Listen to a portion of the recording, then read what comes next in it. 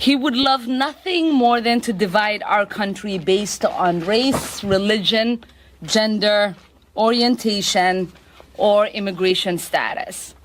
Because this is the only way he knows he can prevent the solidarity of us working together across all of our differences. You know, it's really quite interesting how people have tried to manipulate people and how to intimidate people and change their minds. This has been going on since we've been in America.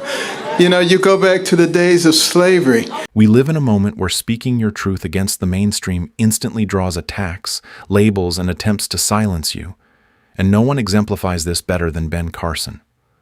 While some in Congress loudly focus on narratives of oppression, Dr. Carson, who rose from poverty to become a world-renowned neurosurgeon, stands tall and declares, "I am not a victim, and I will not be defined that way." His independence rattles those who expect conformity, because a free-thinking black conservative challenges the idea that minorities must think or vote a certain way. In minutes, he dismantles that narrative, explaining the historical dynamics that still echo today in political circles, revealing uncomfortable truths that many would rather ignore. In a moment, we'll watch this clip together, and I'll break down why figures like Ilhan Omar and her allies feel so unsettled by this unfiltered message. Thank you. Thank you very much. And thank you for your courage to be here, because in the society that we live in today, it takes a lot of courage to say that you're supporting President Trump. And, you know, it's really quite interesting how people have tried to manipulate people and how to intimidate people and change their minds. This has been going on since we've been in America. You know, you go back to the days of slavery. You know, and in a lot of the states there were more slaves than there were owners. So what did they do? They had to divide the slaves. So they told the ones in the house, you're better than the ones in the yard. And the ones in the yard, you're better than the ones in the field. And then after slavery was over, the light-skinned ones, you're better than the dark-skinned ones. And on it went, trying to divide people. Today, they say, if you are a conservative, then you are somehow an Uncle Tom, you're a horrible person, you're a demon. What a bunch of crap, you know, but, you know, it's been going on for hundreds of years. And it's really time to put a stop to it. So I am very happy to see that you have the courage to come out. You know, it doesn't bother me anymore because, you know, I only worry about what God thinks. I don't worry about what these other people think. But, you know, sometimes people ask me, what happened to you? You changed. I haven't changed. I changed about 35 years ago because, you see, I grew up in Detroit, a bastion of liberalism. They call it progressivism now. They keep changing the name. But anyway, then from there to Boston, a bastion of liberalism. Back to Detroit, and then to New Haven, Connecticut, a bastion of liberalism, and then to Ann Arbor, Michigan, a bastion of liberalism, and then to Baltimore, Maryland, a bastion of liberalism. So I had no chance. I was a liberal. I was way out there. And then I did something that liberals are never supposed to do. I listened to a conservative. I listened to Ronald Reagan. And I said, you know, he doesn't sound like a horrible racist person. He sounds just like my mother.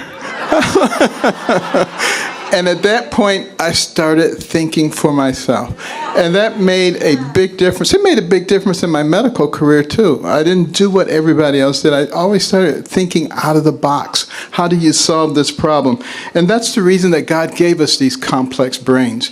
Your brain has billions and billions of neurons, hundreds of billions of interconnections.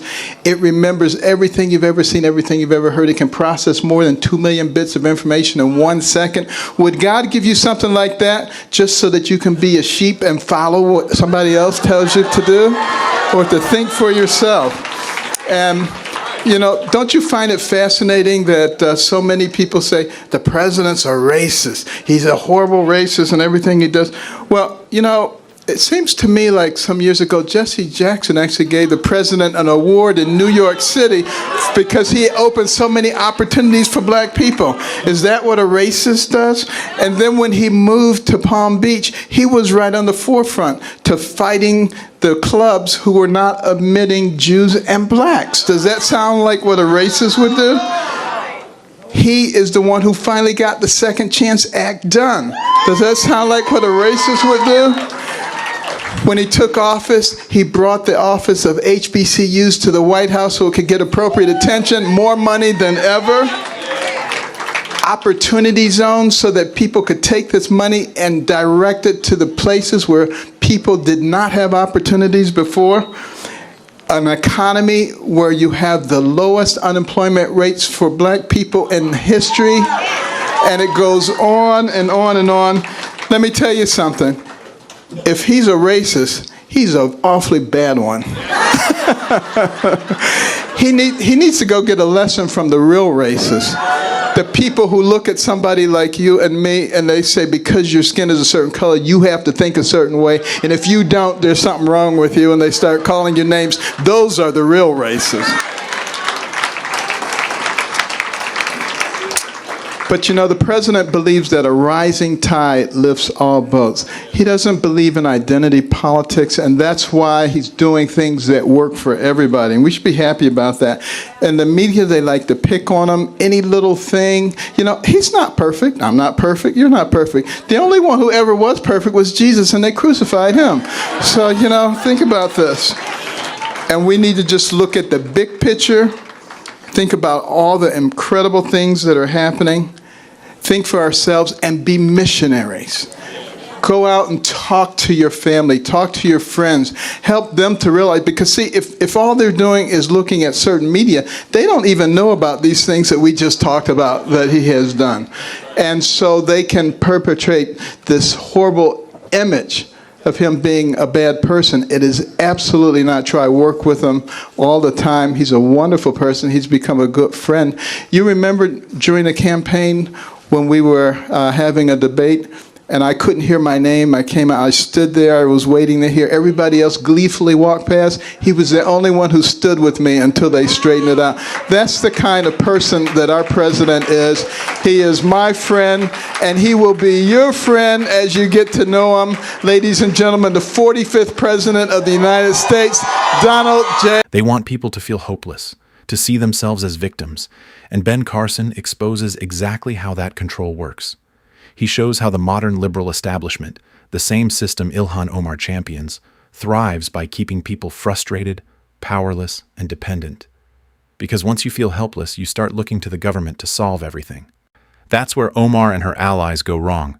Their fixation on Donald Trump blinds them so completely that when they see someone like Carson, a brilliant, compassionate, self-made leader, they attack him not for being wrong, but because he challenges their control. Carson grew up in Detroit, faced obstacles head-on, rejected empty promises, and transformed his life through hard work, independence, and responsibility. He speaks about unity, self-reliance, and refusing to be manipulated, while Omar constantly focuses on division, us versus them narratives, and portraying America as broken. Carson's story dismantles their argument. A poor kid from Detroit became a world-famous neurosurgeon and cabinet secretary, proving success is possible. That's why they react with anger instead of reflection. Their narrative collapses under his example. Carson's message is simple but powerful. Take control of your future, reject dependency, and refuse to live confined by someone else's expectations.